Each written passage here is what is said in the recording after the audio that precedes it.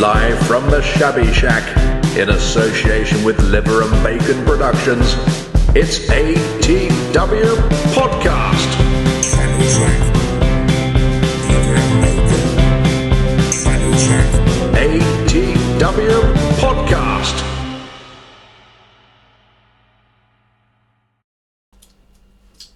Hello, welcome to this week's podcast, ATW Podcast, 28 minutes plus, just in case if we go that little bit over, but we're not going to go too far over. I am very fortunate to be joined here in the Shabby Shack with who has been described as Great Britain's answer to Tony Robbins, although she's a lot kinder, I think. Ladies and gentlemen, Mrs. Sue Stone. Hello, how are you? Hello, Alan. Thanks. Hello, everyone. Have you heard that before, the Tony Robbins thing? Yes. Lots of people said you're an English Tony Robbins, but I learnt a lot of him many years ago. Yeah. However, I do find he can be quite aggressive. He is quite. I think he's a bit of a bully, to be honest. Yeah, So when people have said that about you, I think the last thing I would describe you as is a bully. Well, thanks. But have you been to see Tony Robbins? No. No? No. You haven't? I listened to him all 20 odd years ago. Yeah. As you know, when things fell apart for me 25 years ago, and I was desperately searching for ways to change my life, and they were all Americans. There was Tony Robbins, Bob Proctor, Jack Canfield. Yeah. And I learnt a lot, but then it was very much what you learn you then apply in your life. So I'm grateful to him for the learning. However, I just find over the years he's got a bit aggressive, but thanks anyway for All right, Bob Proctor. We'll go with Bob Proctor. Is that better? Well, he's died, so Yeah, well, bless him. So actually, Bob Proctor was very lovely. Actually, when I listened to a lot of Bob Proctor. Yeah. So they're all great. Doing different people resonate with different people. It was basically the whole time of when The Secret happened, wasn't it? Would we say about that sort of time? Before that. It was, but so you were into The Secret before The Secret. Oh yeah. So you knew about Law of Attraction prior, and the whole manifestation thing prior to watching The Secret. Oh yes. See, I didn't know about any of it until I watched that film. Oh, okay. Yeah, and we've discussed it before on my radio show, and for a long time I resisted that whole way of thinking because I'm a Christian, and I thought it's not right. But then when I read the Bible, so much of it is in there. But when did you first discover all that? Then that whole manifestation thing. 1999 was my annus horribilis, as I call it, when I Annus horribilis, my worst whole year, when I nearly lost my home, faced obsession, split up with my husband, got maxed out on debt, and got down to my last £10. And that last £10 in my purse was my wake-up call. And I remember thinking, Sue Stone, how has my life come to this? Were you working at the time?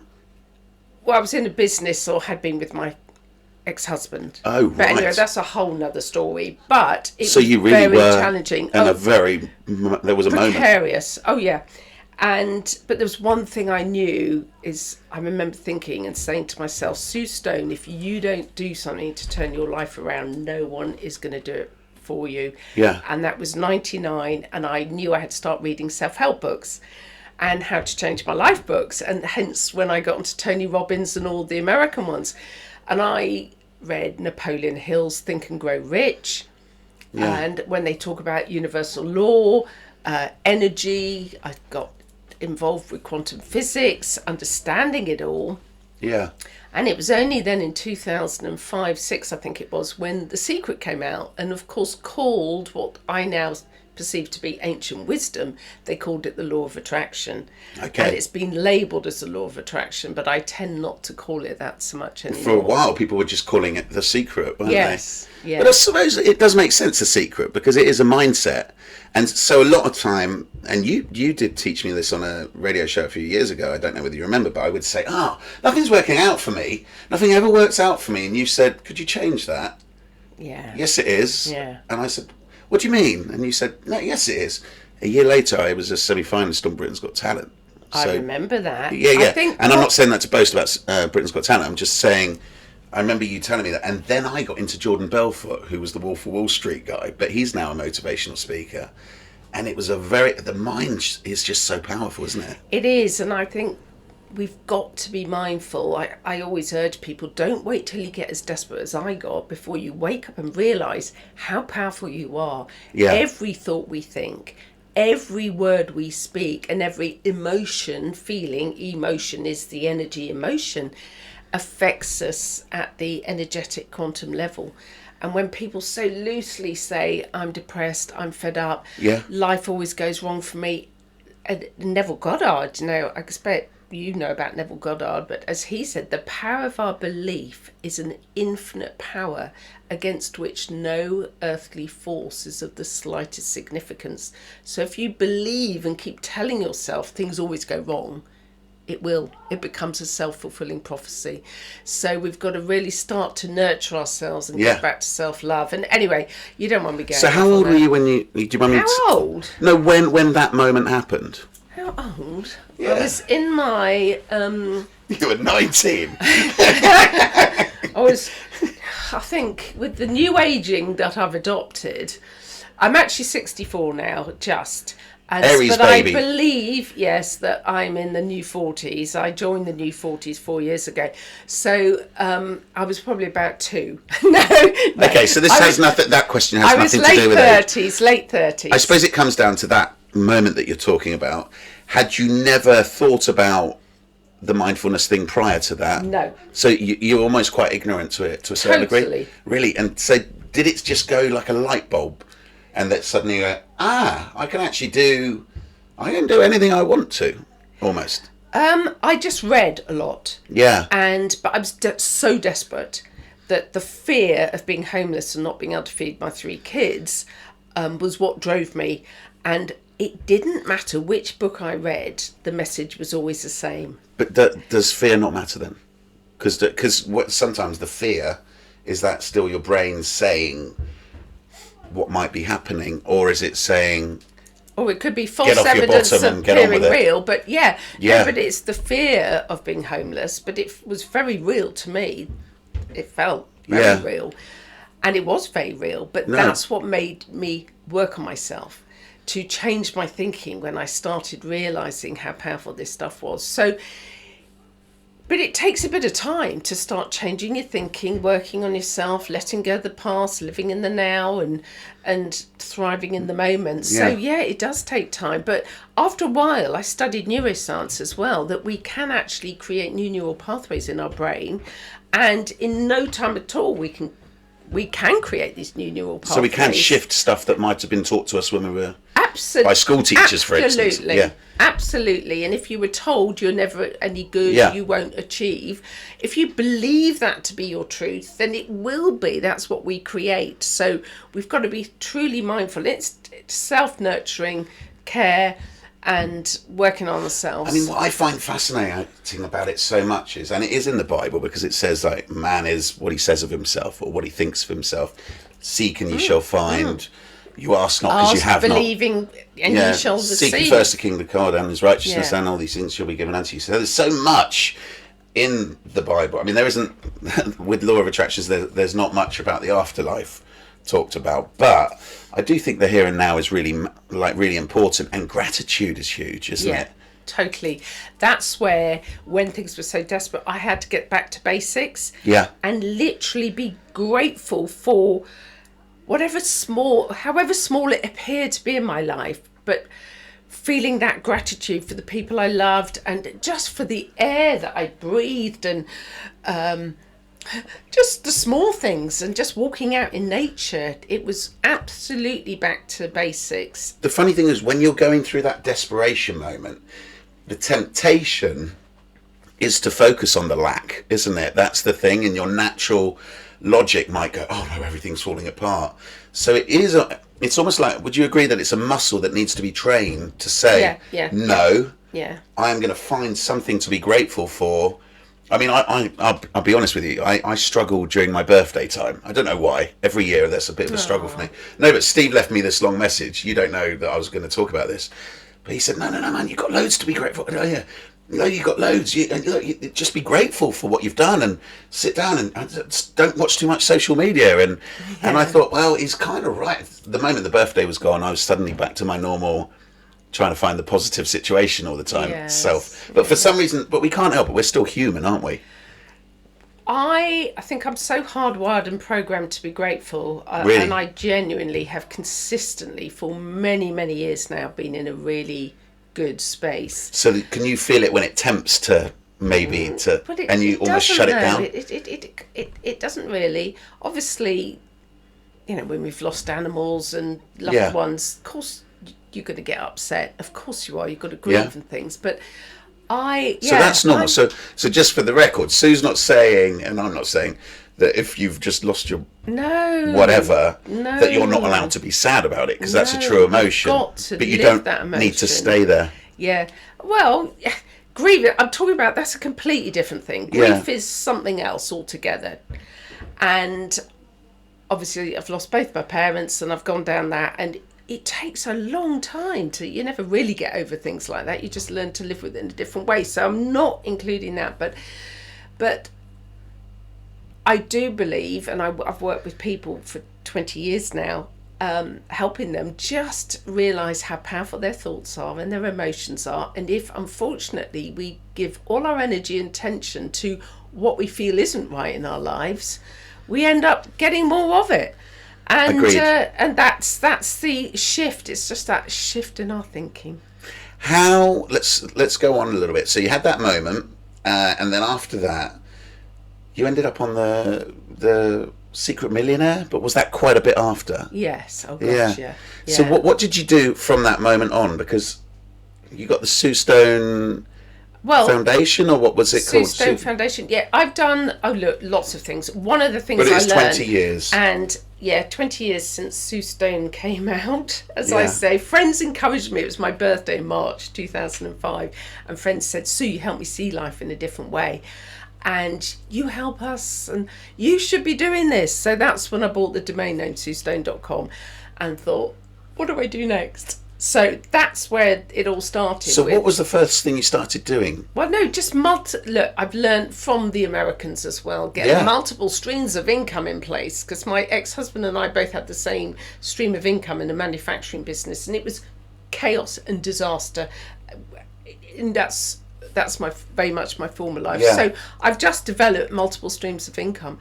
And so when did you get into the speaking and the mentoring? In 2005. In 2005. Yeah. So where was your first speaking event, as it were? In Bournemouth, at the Wessex Hotel. At the Wessex Hotel? Yes, in October 2005. Yeah. And lots of friends came and supported me, and it's just grown from then. I mean, you have got an amazing support system.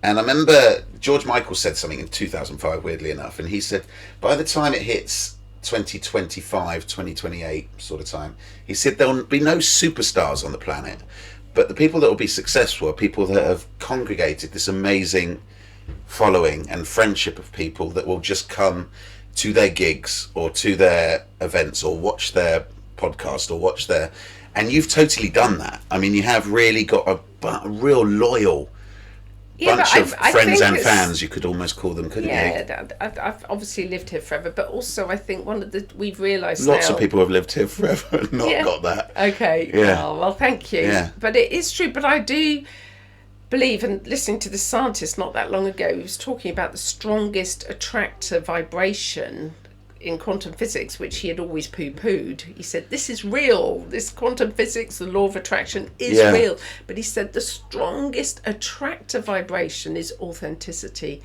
And he said, if you can walk your talk and the words that you're speaking, you believe and are true, that is the strongest. Authenticity is... That's interesting, because there could be a lot of people that are preaching it that might not even believe it. Yeah, I've had, to be honest, a number of and people it's fashionable come at to the me moment. and say, lots of people are saying this stuff, Sue, but their lifestyle doesn't really reflect okay, that's good, what they're teaching me, but I know yours does. So it's similarly nice. to a certain degree, someone that's in the church that might be preaching, absolutely, and they're not necessarily living how they're supposed to be saying it. So it's like, it's. I mean, I don't want to bring up his name or anything, but a very, very good friend of mine in America who's a brilliant Christian man. We've been having debates on Instant Messenger because he's so anti the law of attraction. Oh, right. He's so anti it, and he's so sure that it's he thinks it's witchcraft basically, and he's telling me the reason I'm not a famous comedian is because I haven't manifested it, and it's so bizarre because the fact of the matter is he's always said I could have been, oh, and I was really funny, I could have been, or I was a really good actor, I could have been this. Yeah, but that I could have been is always just missing it. Bingo. It's like if That's you my say point. I will be happy, it's always in the future. Yeah, I will one day be. make it big. Yeah, I'll one day have a... I will is always in the future. We've got to be... Yeah, our language But it's difficult because I respect the guy so much, but I can see it. It's so simple. But I did spend my life in that same place for many years where I would go, one day I'm going to... But I do remember now, it's even with the podcast, I was in Spain in November and I thought, right, I'm going to do a podcast now. It's happening now. Love it. I considered doing one for ages, but I just wasn't sure. And then suddenly it was just like, no, I'm doing it. I think it's a brilliant idea. Do you? Because you're great at chatting and you're used to the chat over many years. Ditto. Well, let's go to... How did you get on Secret Millionaire? Let's go straight to that, because obviously talking about just personalities... out the blue, I'd been... Obviously, everything was growing and expanding, and I was getting asked to speak all over the place, and bless Jay Goody, when she was alive, she used to shout about me. I've worked with quite a few... Did she really? Yeah, that was Sue Stone's my life coach. I went to her wedding. Yeah, did you just really? before she died. Yeah, and that's my daughter and PA came with me. Well, oh yeah. sad. Oh, I was... Jay Goody was a bit like Marmite, but you either loved or hated her. I never watched the Big Brothers, didn't know anything, and then she contacted me and said, oh, I need some help. She was in Suicide Watch. But anyway, she used to shout out about... Was that after the Big Brother thing? Yeah. Yeah. About her life coach, Sue Stone, and not that I like getting called a life coach. It's a bit more than that. But having said all that, bless her.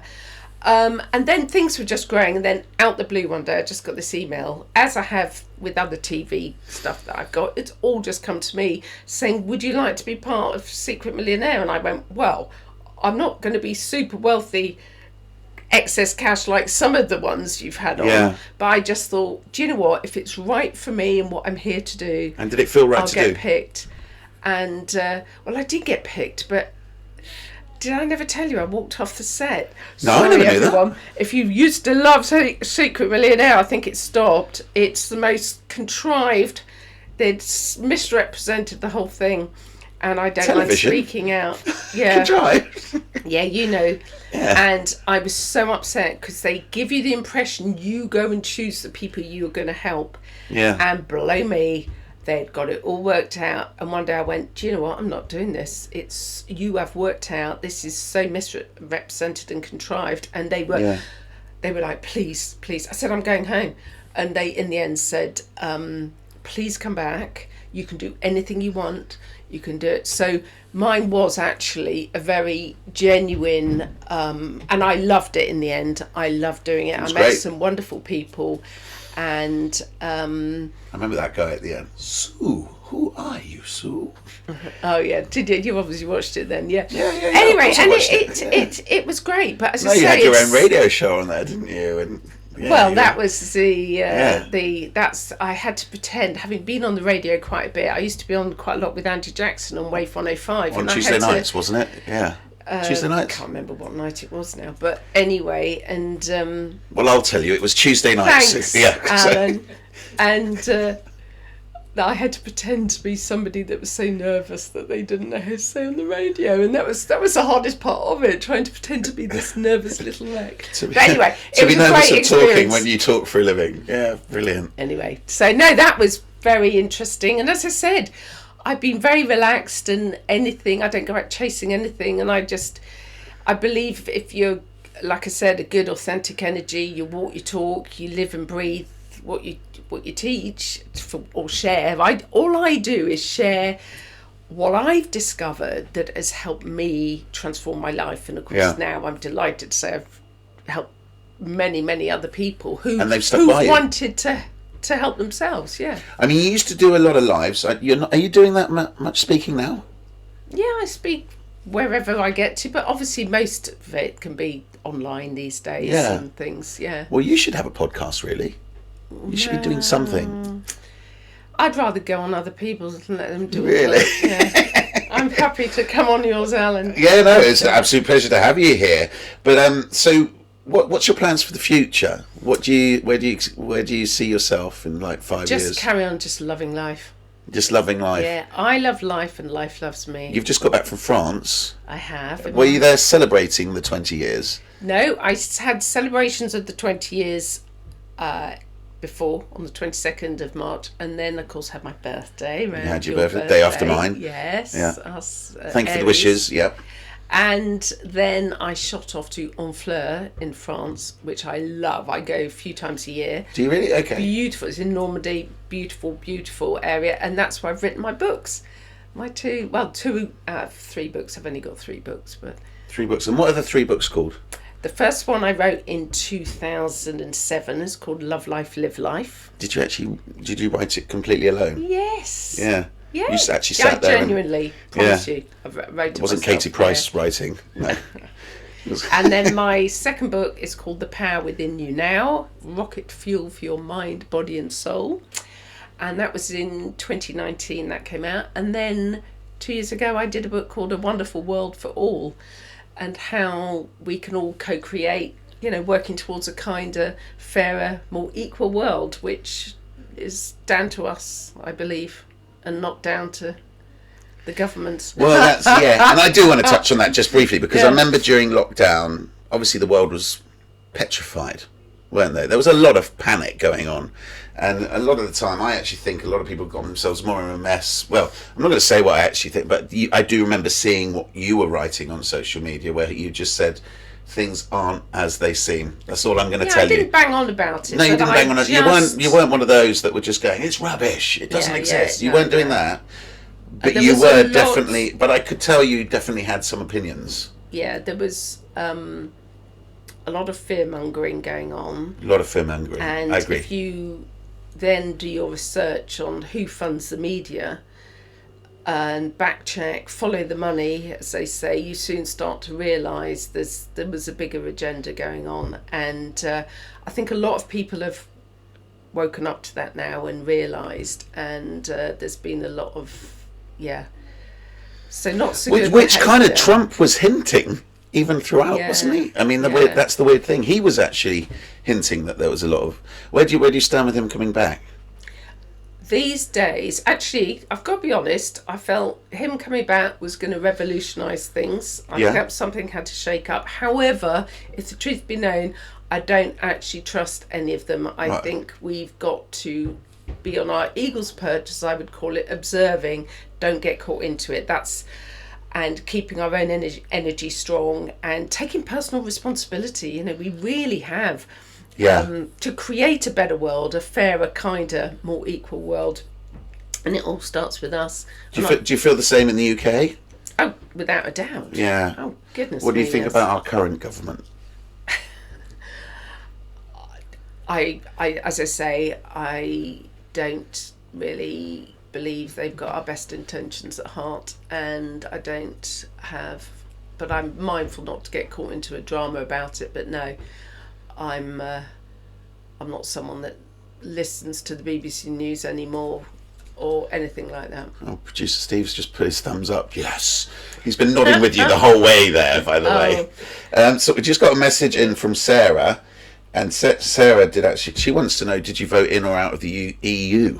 What, were you for or against, or are you going to keep that to your because you like France, don't you? I didn't vote. You didn't vote to go for Brexit personally. Oh, you wanted to remain? Yes. Okay, yeah. We're on a similar page, Sue Stone. This is good. Oh, wait, we're quite...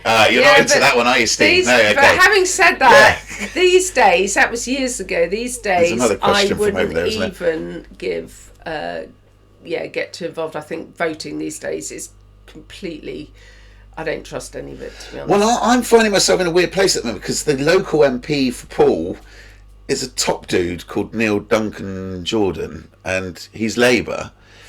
But actually, to me, it's irrelevant what party he's from. It's just he's a good dude, and I like that he's so for the people. He's old school, very unionist. But it's not that I'm necessarily pro-Labour. I like the guy. I think he's doing a good job locally and so forth. But that doesn't necessarily speak on behalf of a whole party. I think we're just swapping one. I think it's all puppeteered from the WEF, and I don't listen to any of it anymore. None of it. Sorry, chaps. Do you know it's bizarre, because you would probably be quite good if you ran.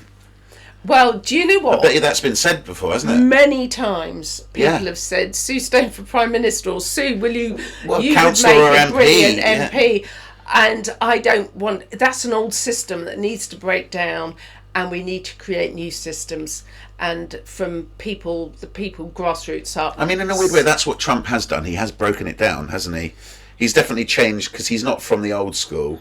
So in a weird way, the old school didn't like that he actually broke past. I think that's what he's here to do. However, I still do wonder whether there's a cheeky little agenda going on. Of course, he's a businessman. So I don't think he's a warmonger, but he's a businessman. As I say, I'm just observing it all at the moment and not letting any of it disempower me. Right, okay. Well, it's interesting, because I've been so into politics in the last few years, and I've kind of had a release. And I'm not. I'm obsessed with. Well, I worked for Trump 18 years ago, and I remember you saying that. And I actually liked him as a person. I mean, I can't say politically I liked him. I don't follow him. I'm not there in the Oval Office or anything. But I watched him work, and I saw his behaviour towards people, and the people that were not that important as well, and. Obviously we're all important, aren't we? But you know, say there's a cameraman or a grip or whatever. But I like the fact that there was zero ego there, weirdly, and he was actually quite a nervous guy. He was very, I'd see him in the car showing up in Bel Air, and he'd have his head down, and he was almost nervous to come out, and then he would come out and he'd be so nice to everybody. Yeah, I think that's true. I try and say to everybody, no one is any more important than anybody else.